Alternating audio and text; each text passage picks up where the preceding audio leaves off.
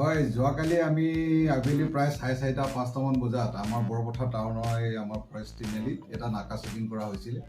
এই নাকা চেকিঙতে আমি এখন সন্দেহযুক্ত আমি বলেৰো পিকআপ গাড়ী এখন আমি পাইছিলোঁ আৰু তাত ইউৰিয়া সাৰ কঢ়িয়াই আনিছিলে। ড্ৰাইভাৰজনক আমি ইউৰিয়া সাৰখিনি আমি নথিপত্ৰৰ পিছত তেওঁ কোনো দেখুৱাব নোৱাৰিলে। পিছত আমাৰ গাড়ীখনৰ ওপৰত অলপ সন্দেহত আনি তেওঁক আমি সাৰখিনি জব্দ কৰি আমি থানালৈ আনো গাড়ীখনো। তাৰপিছত ড্ৰাইভাৰজনক সোধপোছ কৰি গম পালোঁ যে সাৰখিনি তেওঁলোকে নাওজানৰ সন্তোষ বোলা মানুহ এজনক দিবৰ কাৰণে আনিছিলে। গতিকে এইটো সংক্ৰান্তত আমি অনুসন্ধান কৰি আছোঁ। থানাত কেছ এটাও ৰেজিষ্টাৰ কৰা হৈছে আৰু ড্ৰাইভাৰজনক আমি এৰেষ্ট কৰিছোঁ। তেওঁৰ নামটো ধ্ৰুৱ হাজৰিকা বুলি কৈছে, টেঙানী চুৰাটনি গাঁৱত। আৰু এই সন্তোষকো আমি বিচৰা হ'ব।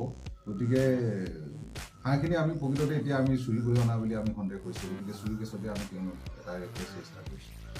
আমাৰ ড্ৰাইভাৰজনে কোৱা মতে মোক এই গোলাঘাটৰ পৰা আনিছোঁ বুলি কৈছে। তাতে 60 বেগ আছে, গাড়ীখনৰ 60 বেগ পোৱা গৈছে।